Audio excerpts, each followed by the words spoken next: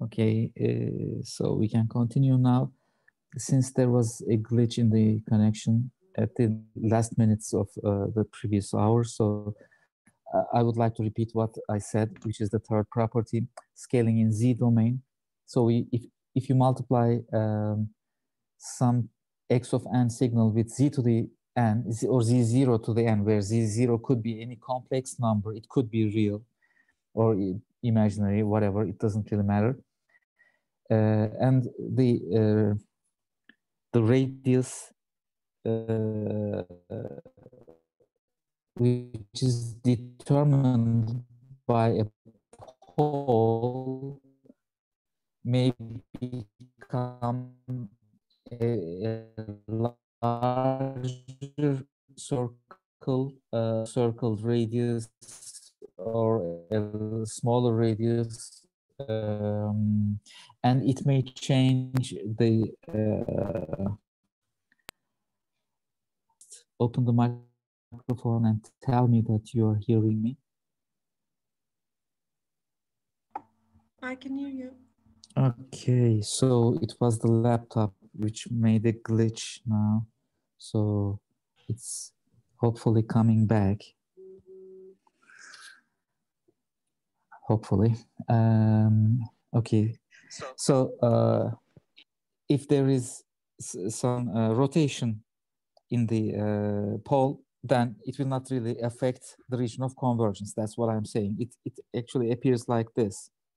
If the pole is, let's say, here previously, then it may rotate by an amount of, by an angle of this much and comes to a new pole, but the radius may stay the same. This happens if Z0 is e to the j omega 0 kind of situation. Okay, it gets rotated by omega 0. Okay, now let's continue with the next property, which is time reversal. It's actually a case or a subset of the previous.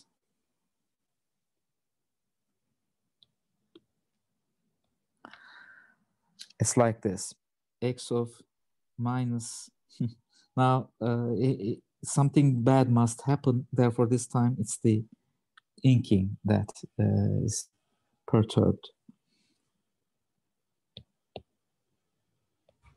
X of minus n will have a z transform, which is x of minus z. Oh, excuse me, it's not correct. Anyway, it's x of 1 over z. 1 over z. Or x of z to the minus 1. So why is this happening that way? Because x of n, suppose that it was right-hand sided, now it becomes left-hand sided, and the pole, the corresponding pole, will be at the 1 over the previous pole. So if there is a pole at z0, now there will be the next pole, or the new pole is at 1 over z0. And it will be inside of that. If it is previously out of that pole, now it's inside of 1 over z0 radius. So you have to be careful about all these things. The region of convergence is important, as you see. It's not only the reflection of the signal to the z transform, it's also the it's also related with the region of convergence. Be very careful about that. The next is time expansion, which is also known as upsampling.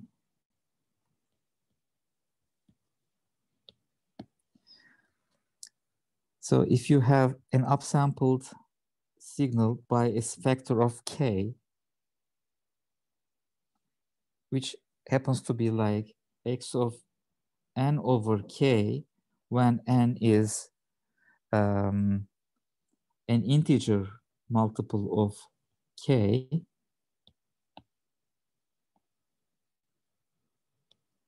for instance, r times k, and it's equal to 0 else, it means we are making a wider version of x of n, upsample it by inserting zeros in between.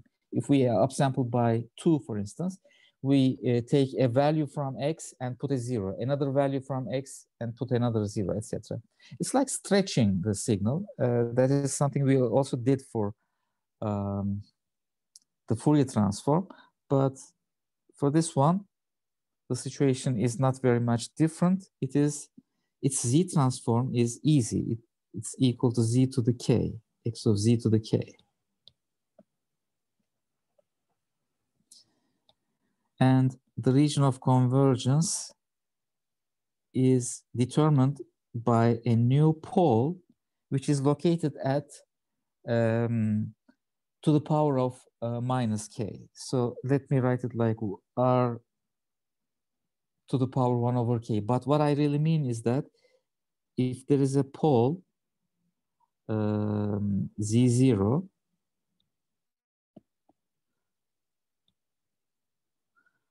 then the new pole is at z0 to the power 1 over k. That's what we really mean. And out of the circle or inside the circle, it does not really change. If it was out of a circle, it's still out of the same, it's still out of the circle, but the radius is now z0 to the power 1 over k. Okay, it may become smaller or larger depending on the value of z0. The next property, the sixth property, is conjugate.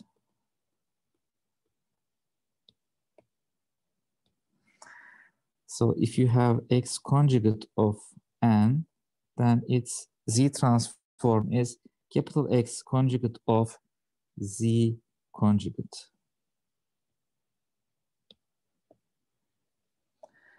Why is this happening, or how can we relate to the Fourier transform? In the Fourier transform, if you conjugate the signal, the Fourier transform is conjugated with minus j omega.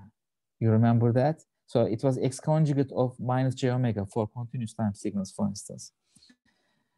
But now that minus j omega already means e to the j omega's conjugate, because if you conjugate e to the j omega, it becomes e to the minus j omega. And the region of convergence does not change, because the poles will be conjugated in their places. And when you conjugate the pole, essentially its radius does not change. So the region of convergence stays the same. Now, an important property is the convolution property.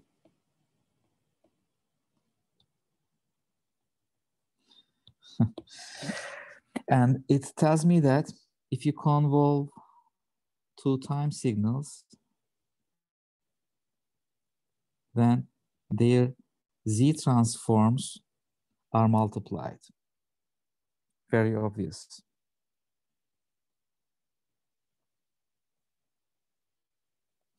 That's the system response property that we have been using all the time, right? But we can elaborate a little bit on this property, and let us see one example where h of n is given to be delta n minus delta n minus 1. By the way, for those who are curious, this is a discrete time difference operator, as you may remember. Now, how does this affect the input and output relation? We can solve the question in several ways, and let us see if those ways are compatible with one another. One way is to see that the z transform of this, which is h of z, is equal to 1 minus z to the minus 1. Okay, this is the z transform. 1 is the z transform of delta n. Z to the minus 1 times 1 is one shifted version of it. Again, another property that I have used. So 1 minus z to the minus 1 is the z transform, which is telling me that y of z is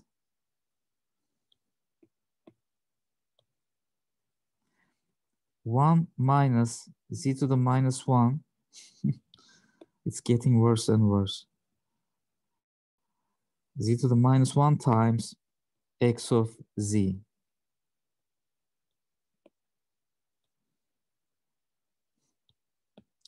And that makes x of z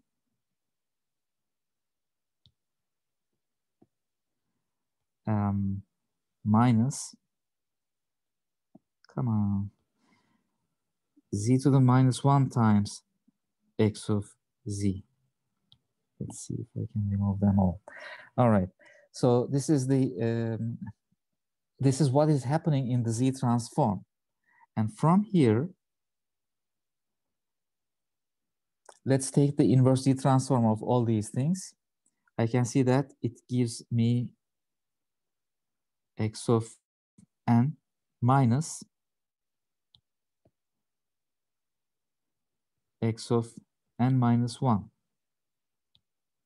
Because z to the minus 1 times x of z corresponds to x of n minus 1 in the time domain. So we find this by multiplying with 1 minus z inverse and then taking the inverse z transform. Meanwhile, we could also see that this is directly equal to x of n convolution with delta n minus delta n minus 1. Delta n minus 1. Because if you convolve x of n with delta n, it will give you x of n. And if you convolve x of n with delta n minus 1, it will give you x of n minus 1. So this is a confirmation that, using a toy example, a confirmation that multiplication in z domain is essentially working. Of course, obviously it works. This is just an exemplification of those things. And by the way, since the immediate follow-up example is the difference operator, or the example of a difference operator is the integrator or the accumulator, that thing could also be obtained as the accumulation is equal to summation k from 0 to n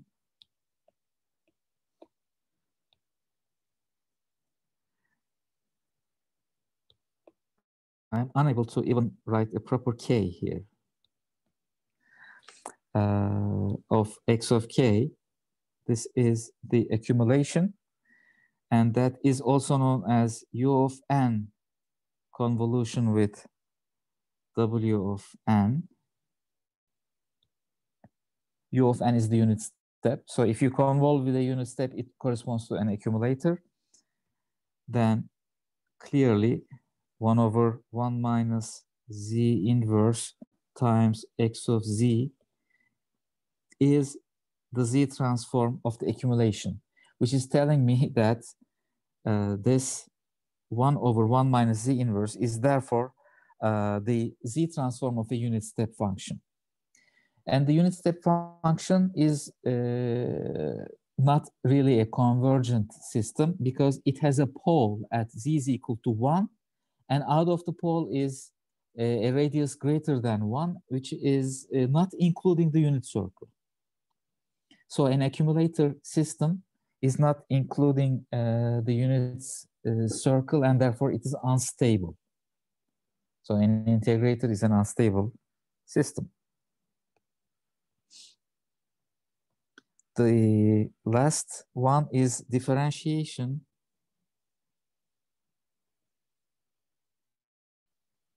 in Z domain. Oh my goodness. Z domain. I'm unable to write. So what I'm trying to write here is Z domain. Okay, although it doesn't look like that. This is a useful, a very useful thing. If you may remember this example that I will show you, you will understand. So, sorry. And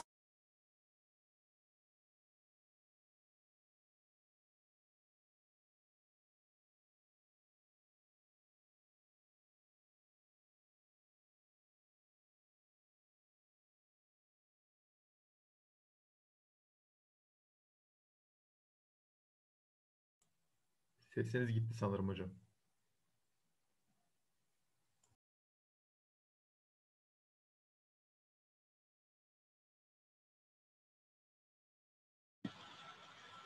So you say you're not hearing me? There may be, again, another communication problem. Yeah, the Zoom is not responding.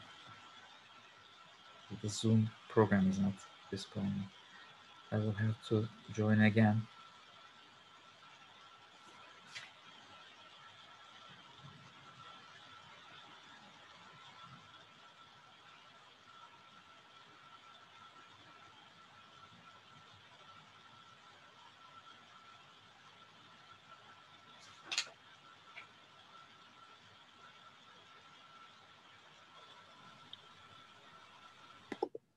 I hope you are hearing me now, but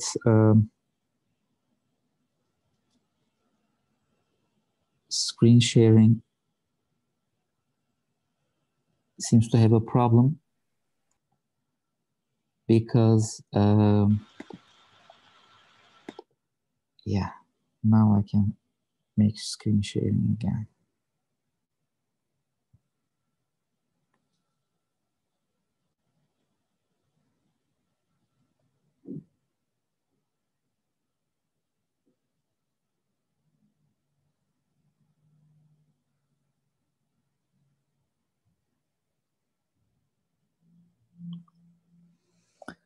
Wow, a lot of problems.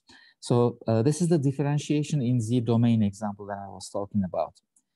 If you take the derivative in Z domain and multiply it with minus Z, that would correspond to n times x of n. This becomes particularly important for a single important example, and that example is something that we have seen before. I'm trying not to touch to the tablet, so that's why it looks ugly in the writing. Which was this example? X of Z is equal to logarithm of 1 minus a Z inverse for Z greater than a in magnitude. And do you remember how we found the solution to this? We took the Taylor series expansion of logarithm, but there's another way to do it. If you multiply this thing by minus Z and take the derivative of this x of Z, it will be a Z inverse over 1 plus a Z inverse, because derivatives of logarithms are easy to get, and then I multiply with a further Z. And we know that, so we know also that a times minus a to the power n u of n would normally give me a times 1 over 1 plus a z inverse. Okay, this is already given to us. We already know it from the tables, because minus a to the power n u of n's z transform is 1 over 1 plus a z inverse. And using the shifting property from here, I can continue and say that a times minus a to the power n minus 1 u of n minus 1. So as you see, I shift the n by 1, would give me a times z inverse over 1 plus a z inverse. And notice that this thing is the same as this thing. So I will start from this expression and I will apply this property, because the right-hand side is already obtained at this point. So what is the left-hand side corresponding to that? It means n times x of n is equal to a times minus a to the power n minus 1 u of n minus 1. And therefore, x of n is equal to, I will try to combine these two expressions and make this look like an n, and the result will therefore be with a minus sign. First of all, there is a 1 over n, so minus 1 over n minus a to the power n u of n minus 1. Now this result that we obtained was also the same result that we found using the Taylor series expansion. So we didn't use the Taylor series expansion, but now we had to use this differentiation in z-domain formula. But you shouldn't worry about these things. If I ask you this kind of a question, I would either give you the Taylor series expansion formula for the corresponding thing, or even better than that, you will have all the properties listed as a in the table form, like what are the differentiation in z domain, what are the typical z transforms of some typical signals. They will all be available to you, so you shouldn't worry about these. Now, the next thing that I want to talk about after these properties, there are, of course, a lot of properties that we can talk about. Maybe I should also mention about, for instance, the initial value theorem.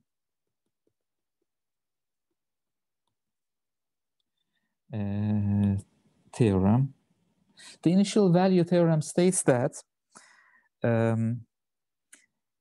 if x of n is a right-hand sided signal, therefore it is equal to 0 for n less than 0. So it starts from 0 and goes to the right-hand side. Then the initial value x of 0 is equal to, as z goes to infinity, capital X of z. This is easy to see. It's not really very difficult, because x of z for right-hand sided signals will be like this: a1 plus a2 z to the minus 1. Let's start from 0. a0 plus a1 z to the minus 1 plus a2 z to the minus 2 plus a3 z to the minus 3 plus blah blah, etc. It may go indefinitely. So this is a right-hand sided signal, right? The z transform. Now, if you say that z goes to infinity, then z to the minus 1, z to the minus 2, z to the minus 3, they will all go to 0 as z goes to infinity, and you will only be left with a0. That's why as z goes to infinity of x of z, you will only isolate the value at n is equal to 0, that is x of 0, which will be a0. So it's not very difficult to come up with this kind of a deduction. Now, I want to talk a little bit more about the discrete linear and time invariant systems, LTI systems, in discrete time, of course, because the Z transform is what we're talking about. A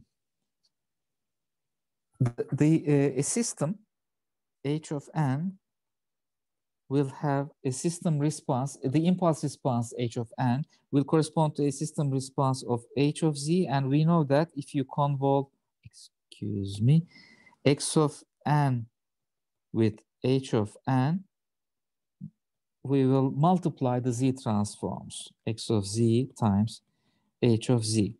So the systems are of particular interest, and they get multiplied.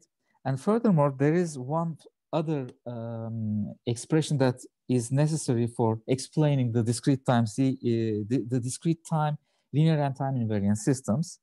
That is the summation of over n, let's say an z to the n, which is the Z transform expression, as you may remember, going into H of n will produce summation for all n again, B sub n, Z to the n. So every Z to the n will go out of the system as Z to the n, but it will be scaled by something, and that something is H of Z. That was a critical thing that we were talking about, for example, in the case of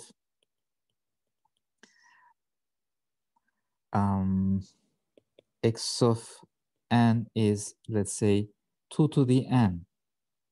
Okay, it's not 2 to the n times u of n. Be careful again. So this thing goes into a system, H of n. The output is the same Z to the n at Z is equal to 2. And it will be therefore again 2 to the n, but times H of Z at Z is equal to 2. This is the critical thing that you have to always consider in the Z transformation. And the questions related to these could be asked as H of n may have a free parameter of A, let's say, somewhere, or H of Z has a free parameter of A.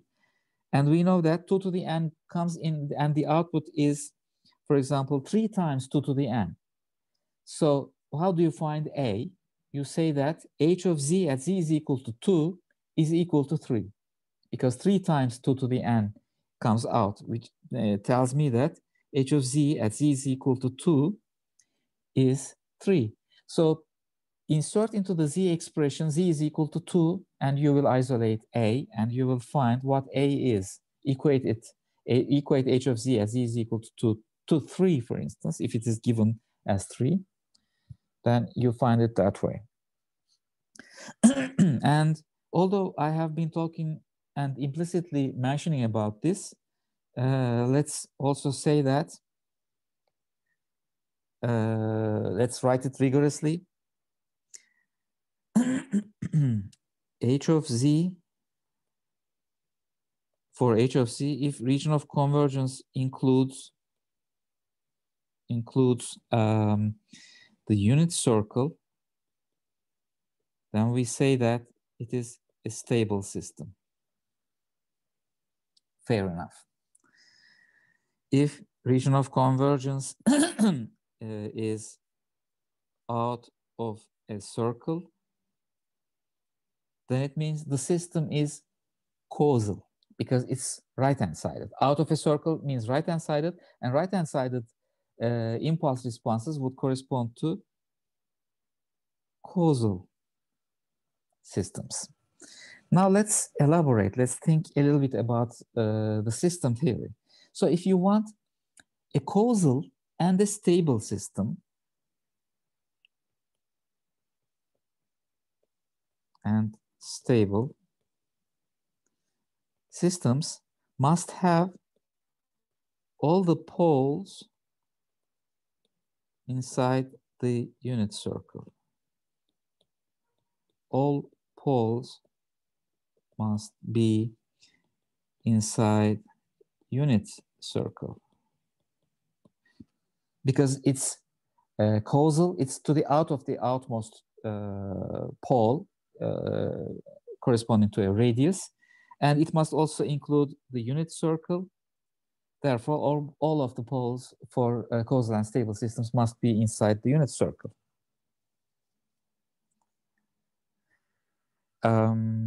Yeah, so that's about it that I want to talk about in terms of the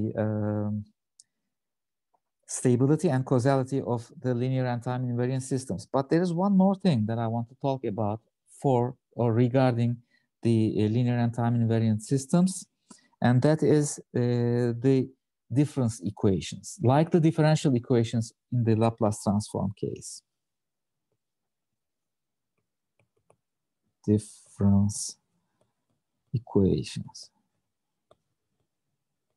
Because difference equations describe the input-output relation of a discrete time system. We know that, we already know it. But now in the Z-transform domain, things will become definitely easier than the Fourier transform. Suppose that you have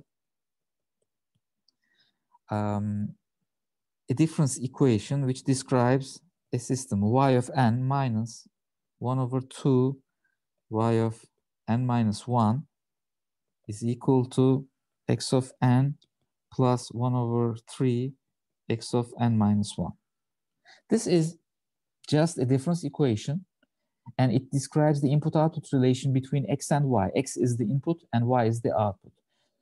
The question, for instance, could be, what is the impulse response? How do you find the impulse response? If you know the Z-transform, if you know the Fourier transform, you could also do that. But in Z-transform, it's much easier. So I recommend that if you have a discrete time system like this, use the Z-transform. If you have a continuous time differential equation, you know that you have to use the Laplace transform, right? So we take the Z-transform of this difference equation, both parts of the difference equation, and say that the difference, the Z-transform of y of n is y of z. The Z-transform of minus 1 over 2 y of n minus 1 is minus 1 over 2 z to the minus 1 y of z. Because every shift will be represented by z to the minus 1. If there is a shift of 2, then it would correspond to z to the minus 2. Easy. And the right-hand side of the Z-transform equation is x of z for the Z-transform of x of n plus 1 over 3 z to the minus 1 x of z for 1 over 3 x of n minus 1, the Z-transform of that. And then h of z is equal to y of z over x of z. Of course, you cannot do that for the time domain signal. Y of n over x of n is not h of n. But since convolution theorem tells me that y of z is equal to h of z times x of z, we have this kind of an expression for h of z. And for that one, you have to just combine these in parentheses of y of z at the left-hand side and x of z at the right-hand side. Therefore, you can say, or you can find y of z over x of z. And you will find it to be 1 plus 1 over 3 z to the minus 1 divided by 1 minus 1 over 2 z to the minus 1. This is y of z divided by x of z. If you multiply x of z with this one and y of z with this one and then equate, you will get this expression. So this is h of z. And at this point, the question is almost already solved, but you can further take the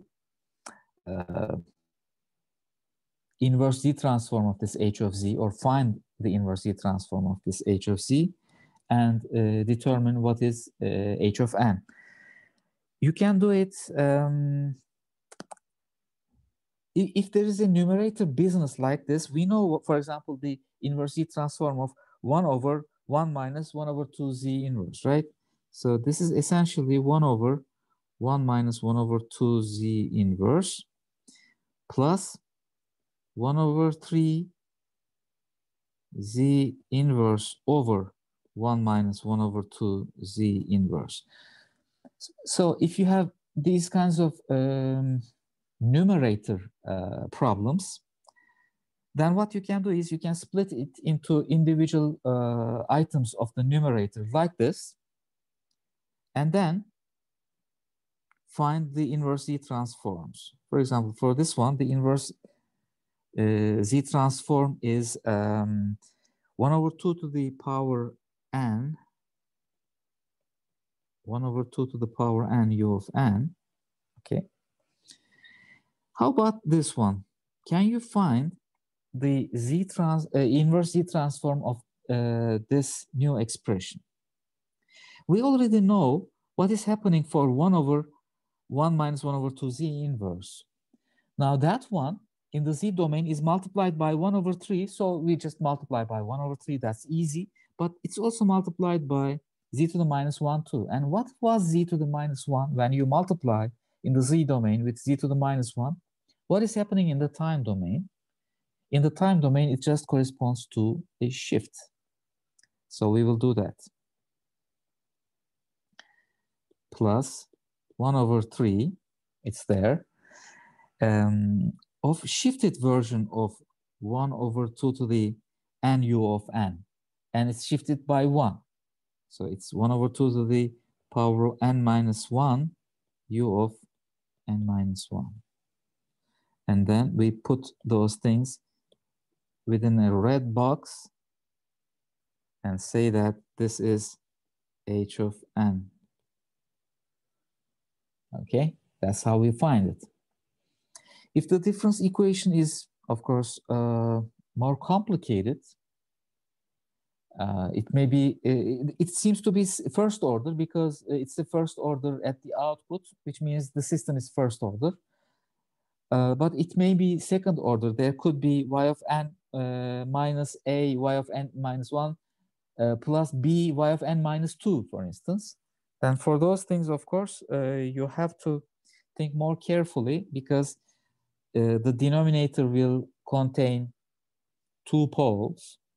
So you have to split the equation into 2 parts, each of with corresponding to first order systems. It's a summation of 2 first order systems making a second order system. By the way, this one is still a first order system, although it looks like we have combination of 2 portions. They are decaying at the same rate. Both of them are 1 over 2 to the power n, and they are both decaying at the same rate. So it's a first order system that we have here. For the second order systems, you have to just solve it. But now, for the last few things regarding today, and on Wednesday, we will be continuing and doing our last lectures because we have to see a few more things left.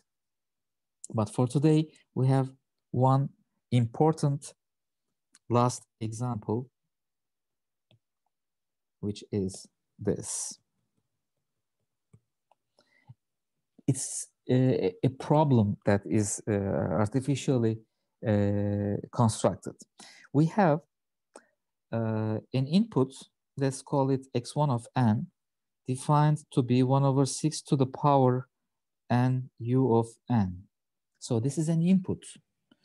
And this input goes into a linear and time invariant system with an impulse response h of n, which we do not know. And the output is observed to be y1 of n as a times 1 over 2 to the power n plus 10 times 1 over 3 to the power n u of n. Okay, so this is an input-output relation, and we are asking what is h of n, but we need one more equation, because if I give you, for example, a is equal to 1 or 2 or whatever, just a value, let's say a is equal to 1. So without this a, how do you find h of n? You just take the z transform of this output, say it y of z, and it's easy. It's consisting of one first order coefficient from here, one first order coefficient from here. It's a summation of that. That is y of z. And we have a first order x of z. Y of z divided by x of z will give you h of z, and you have to take the inverse z transform of it to find h of n. That's how you do it. But now a is unknown. It's not given, but it's a real number.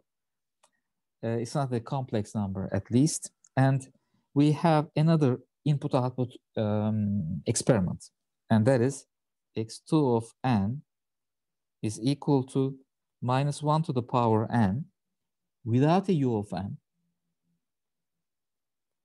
The same system produces 7 over 4 times minus 1 to the power n.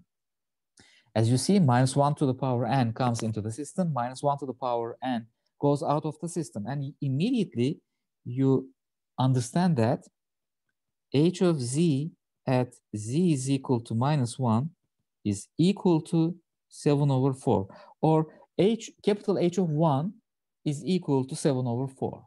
This will help us determine what the value of a is, and if you find a, then if you know h of z or h of n.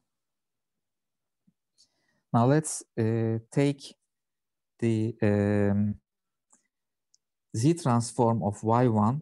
y1 of z is equal to a over, why am I writing it from there? It's equal to a over 1 minus 1 over 2 z inverse. At one part, for this coefficient times u of n. For this coefficient times u of n, now I have the other part, which is 10 over 1 minus 1 over 3 to the times z to the minus 1. This is y1 of z. Then I have to write x1 of z2, which is 1 over 1 minus 1 over 6 z inverse. It's simple. It's just the z transform of this expression. That is x1 of z. So what is h of z, which is y1 of z divided by x1 of z? Now we have a problem, of course, because it is just damn too complicated to simplify. This y of z expression that you have to divide it by this and try to simplify. Of course, in an examination, such too complicated questions will not be asked to you because of time limits. And I will just write the answer here. It's a plus 10 minus 5 plus a over 3 z inverse. This is 3 z inverse. I don't even have the space here, so let me not continue from there, but let me continue from here. H of z is equal to a plus 10 minus 5 plus a over 3 z to the minus 1 times 1 minus 1 over 6 z inverse, which was the denominator of the denominator, if you may remember, divided by 1 minus 1 over 2 z to the minus 1, 1 minus 1 over 3 z to the minus 1. So this is h of z. after some simplifications. Now, what I'm going to do is I have to say that h of z at z is equal to -1 must give me 7/4. So I just substitute z is equal to -1 here, here, here, and here. Of course, a will still be there. So it's going to be like a plus 10 minus 5 plus a over 3 z inverse, which is z, well, z is -1, so this becomes a plus. And this becomes 1 plus 1/6, because z is equal to -1, divided by 1 plus 1/2 times 1 plus 1/3, because z is equal to -1, and that's equal to 7/4. And from here we solve for a, and it's going to give me, according to my notes, like a is equal to -9. And I'm not sure about that. I didn't check it. I just copied from an example question. So a is equal to 9. Then what you really need to do is you have to back substitute.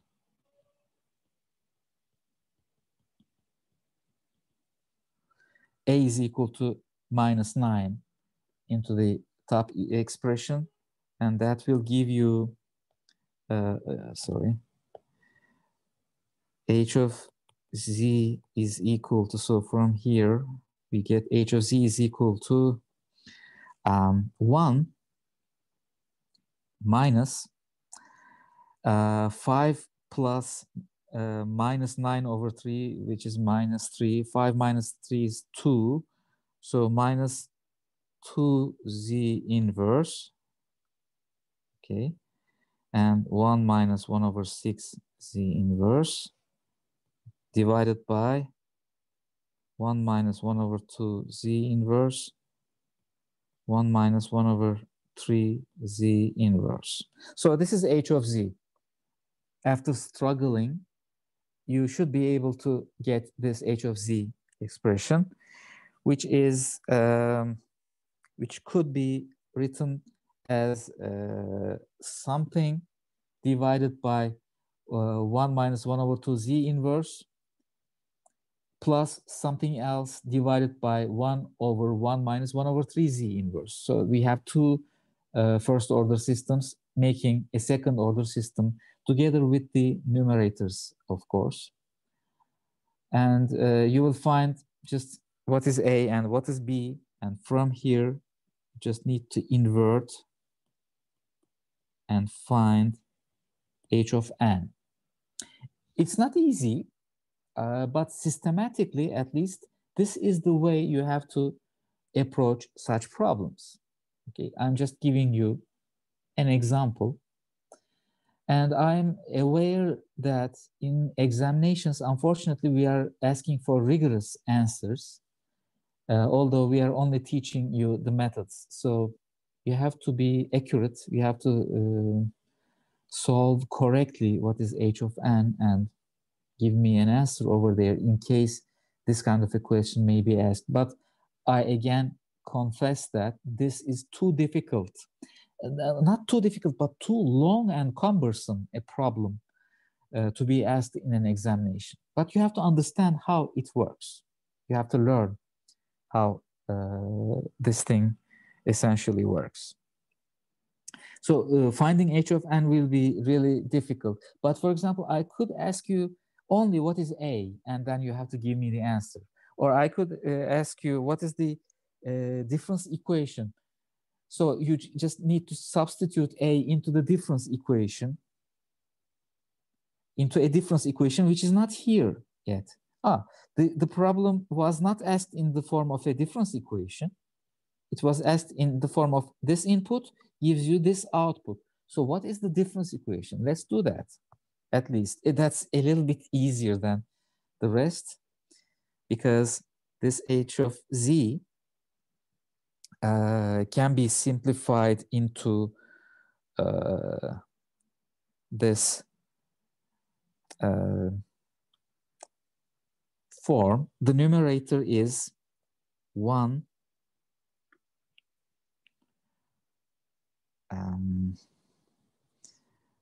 minus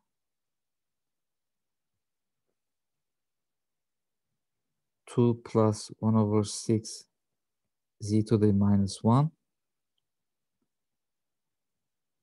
plus 1 over 3 z to the minus 2 divided by 1 minus 1 over 2 plus 1 over 3 z to the minus 1 plus 1 over 6 z to the minus 2, which is 1 minus 13 over 6 z inverse plus 1 over 3 z to the minus 2 divided by 1 minus 5 over 6 z to the minus 1 plus 1 over 6 z to the minus 2. And this is equal to y of z divided by x of z. So I have to make the cross multiplications to come up with the z transform of a difference equation, which will be y of z minus 5 over 6 z inverse y of z plus 1 over 6 z to the minus 2 y of z is equal to x of z minus 13 over 6 z to the minus 1 x of z plus 1 over 3 z to the minus 2 x of z. So from this equation, I can take the inverse z transform and come up with the difference equation in time domain, which is y of n minus 5 over 6 y of n minus 1 plus 1 over 6 y of n minus 2 is equal to x of n minus 13 over 6 x of n minus 1 plus 1 over 3 x of n minus 2. And then I can put it inside a red box and say that, yeah, here it is. This is the difference equation which governs the input-output relation of the described system. So I didn't do this, but I did this.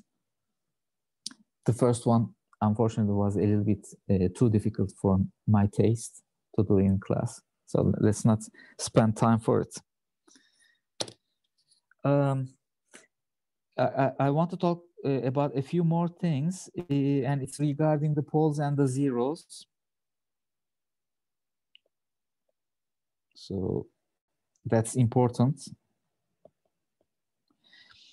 Notice that this is h of z in general, and there's a pole at 1 over 2, and there's another pole at 1 over 3, and there is a 0 at 1 over 6 and another 0 at 2. So the poles are at 1 over 3, 1 over 2, the 0 is at 1 over 6, and let's say 2 here. So what is the region of convergence? The region of convergence is determined by this 1 over 2 pole, and out of it will be the region of convergence. It's determined by z is greater than, excuse me, not 2, but 1 over 2, which is the largest pole in magnitude. Okay? This is important. We have to analyze the poles and the zeros of such systems. They can always be asked, what is the region of convergence of this complicated thing? And you have to say that the region of convergence is